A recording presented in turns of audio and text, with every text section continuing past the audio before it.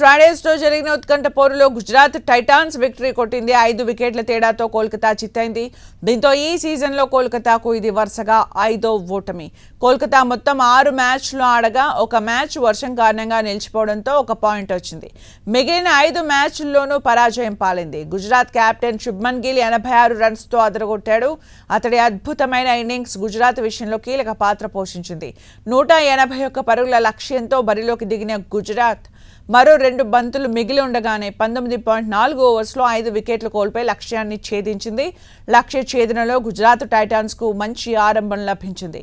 Captain Gill ఆరంభం నుంచే దూకుడుగా ఆడాడు. సాయి సుదర్శన్, జోస్ బట్లర్ వేగంగా పరుగులు సాధించి అవుట్ అయ్యారు. ఆ తర్వాత గిల్ బాధ్యతాయుతంగా ఆడి జట్టును విజయానికి చేరువ చేశాడు.